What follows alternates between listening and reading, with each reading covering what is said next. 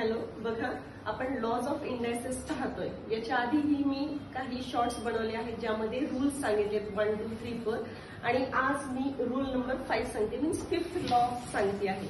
Okay, तर काय आहे हा लॉ?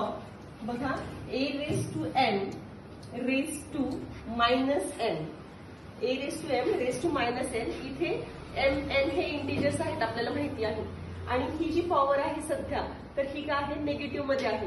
मग त्या केसमध्ये काय करतो आपण, ह्याला कसं पॉझिटिव्ह मध्ये कन्वर्ट करणार आहोत. 1 अपॉन इथे जो काही नंबर आहे हा ऍज इट इज लिहायचा आहे, a रेस टू m आणि त्याची पॉवर पॉझिटिव्ह करायची आहे.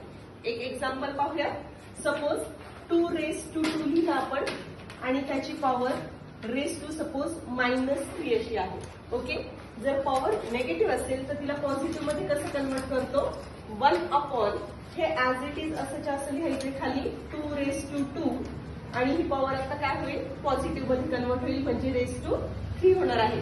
आता फर्दर हे कसं सॉल्व्ह करायचं, तर ह्याच्यासाठी मी कालचा जो रूल सांगितला होता, जर असं असेल 2 पॉवर्स असतील तर त्यांची काय करत असतो आपण, मल्टिप्लिकेशन करत असतो. सो 1 अपॉन हा असाच्या असं राहणार, हा जो बेस आहे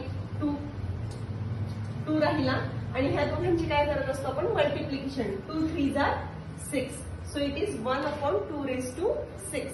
ओके, सेकंड एक्झाम्पल पाहूया. सपोज आपण एक फ्रॅक्शन कन्सिडर करूया, 2 अपॉन 3 रेस टू 2 आहे आणि आता ह्याची पॉवर निगेटिव्ह आहे. ओके, तर आता पुन्हा तेच करणार आहोत.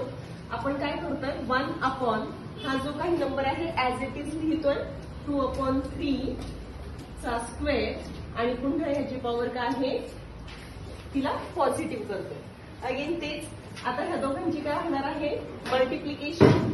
सो काय होणार, 1 अपॉन 2 अपॉन 3 आणि 2 3 6. आता पुढे याचं काय करायचंय, ज्यावेळेस असं असतं याचं मिनिंग काय आहे की 1 डिवाइड बाय हे आहे ना 2 अपॉन 3 रेस टू 6. तर ज्यावेळेस असं असतं आपण ह्याला मल्टिप्लिकेशन मध्ये कसं कन्वर्ट करतो, तर ह्याचा रेसिप्रोकल घेत असतो. मग हे काय होणार आहे, 3 upon 2 raise to 6.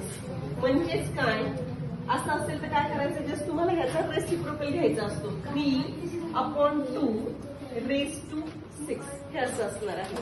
Okay, means ह्या फ्रॅक्शनला तुम्हाला 6 टाइम्स मल्टिप्लाय करायचं.